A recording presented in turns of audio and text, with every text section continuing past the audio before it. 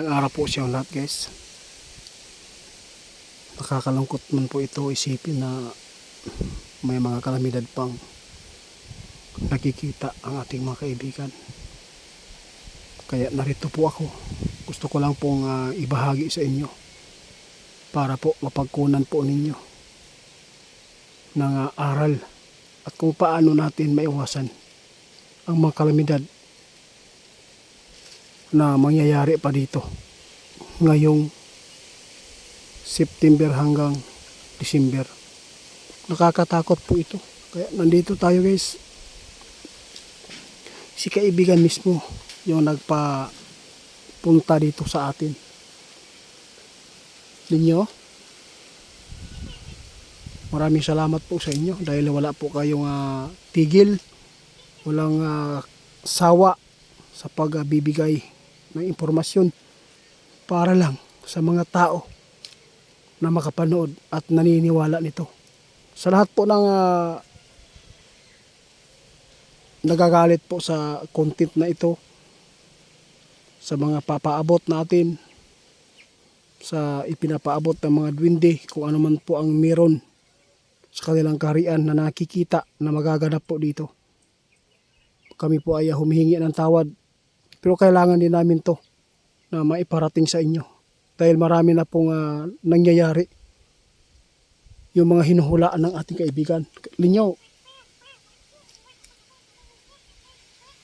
tama si kaibigan guys, ang intensyon lang po nila makapagbigay, makapaghatid ng totoong magaganap para po yung mga tao ay hindi magkampante. Kaibigan, kung ano man po ang inyong nakikita po ngayon, kasi napakaraming mga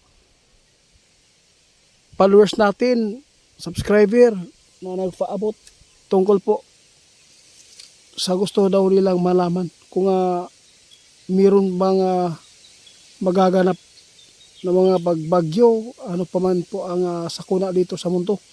Nais po daw nilang malaman din.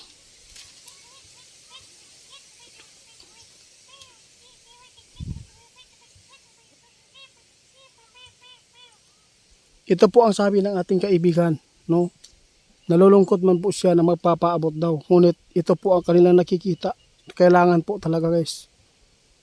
Ang Manila, yung mga tinatamaan ng baha, bagyo, landslide, pinapangalanan na po ng ating kaibigan.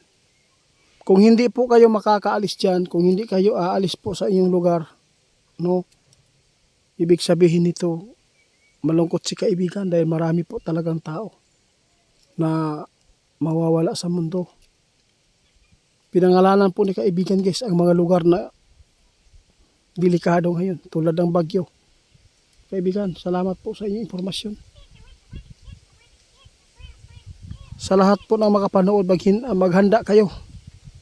No, maghanda kayo. Dahil po mayroon magaganap po na kalamidad pa rin.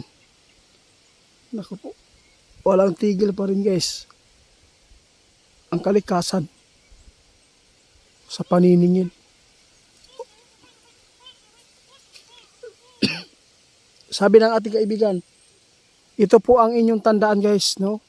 May nagpaabot po tungkol po dito sa Manila, yung mga sakit na sinasabi bakterya, at wala na kayong maiinom daw na tubig. Yun po, totoo po yung sinasabi nila guys.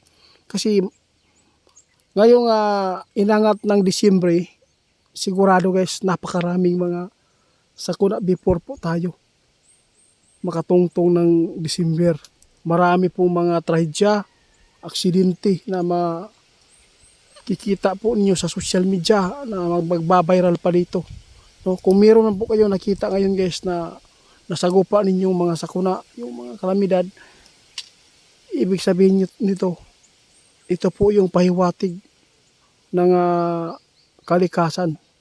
Kung hindi lilikas po ang mga tao doon kung saan ay laging naaabot sa panahon ng baha, posibleng times 2 pa yan guys na mangyayari. Pasalamatan ninyo guys na ang nakikita sa bahay ng tinatamaan ng baha, yung mga bubong. Tapos mayroon pang hinulaan si kaibigan na magaganap. Mayroon pang susunod na kalamidad. Sus, kaibigan.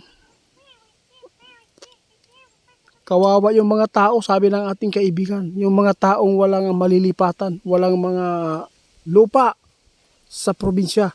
Lalo na sa tulad ng mga lugar namin, no.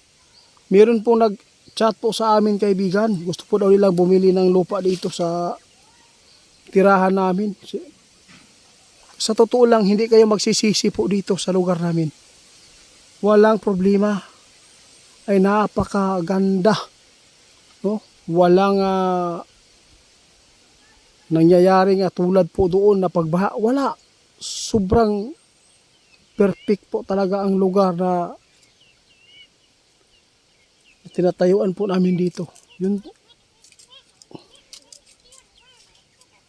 So, oo, tama po yan. Yes, ginawa ko itong mahinahon po ang aking pagkikipag-usap sa ating kaibigan.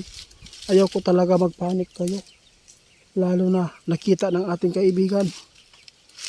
Ilang bagyo pa ang masasagupaan ninyo. Before po tayo makatungtong sa Disyembre, ngayong taon na to. Marami pang kalamidad at aksidente. Kaya dapat manalig kayo at manalangin lagi. Huwag lang po tayong magpawala o pag-asa. No? Hindi dapat mawalan ng pag-asa.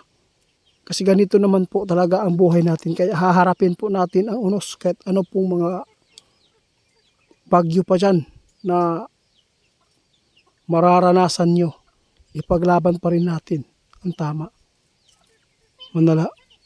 Manalangin daw tayo guys. Araw-araw. Huwag natin unahin po ang mga material na bagay. Wala naman po sinabi ang Panginoon sa atin na iwan mo yung hanap buhay nyo. Unahin nyo ako. Hindi. No? Mas maraming oras ang mga material na bagay kaysa spiritual. Kaya salamat kaibigan.